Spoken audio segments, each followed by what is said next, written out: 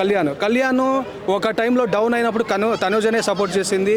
అన్ని రకాల ఇంకా వేరే వేరే విషయాలు కళ్యాణ్ ఒక్కడికే కాదు, రాము రాథోడ్కి కానీ, సుమన్ శెట్టికి కానీ, ఇంకా చాలా మందికి ఎక్కడో డౌన్ అయినప్పుడు ఇలా ఆడాలి అలా ఆడాలి అని చెప్పింది. ఆ రకంగా అయితే తనుజ ఏడ్చిన ప్రతిసారి ఎవరొకరు వెళ్ళి ఓదార్చుతూనే తన్ని మోటివేట్ చేస్తూనే ఉన్నారు కదా.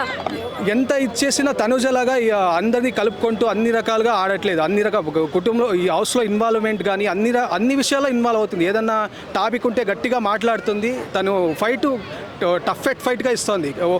ఎవరైనా ఏడిస్తే అదే మూడ్లో ఉండిపోతారు. ఈమె ఉండట్లేదు.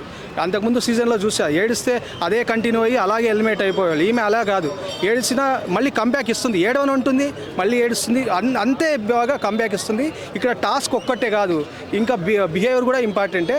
ఇంకా మొన్న సంజన ఈమె సుమన్ను ఈమె తనుజ ఉన్నప్పుడు అది వెయిట్ టాస్క్ పెట్టారు. అది కూడా వెయిట్ టాస్క్ పెట్టి అందరి సపోర్టింగ్ అన్నట్టు అది పెట్టారు. అది నాకు అంతకుముందు టాస్క్లో ఓన్గా ఆడారు వేరే కంటెస్టెంట్కి, ఫినాలే టాస్క్కి. వాళ్ళిద్దరికీ అలా మళ్ళీ సపోర్టింగ్ టాస్క్ అని పెట్టడం, అక్కడి నుంచి వేరే వాళ్ళకు పెట్టారనుకోండి. కానీ స్టార్టింగ్ తనుజ ఉన్నప్పుడే చేస్తారు. అంటే బిగ్ బాస్ ఒక రకంగా ఇంకొకటి సపోర్టింగ్ అంటారు, బిగ్ బాస్ సపోర్టింగ్ అయితే చేయట్లేదు తనుజకి.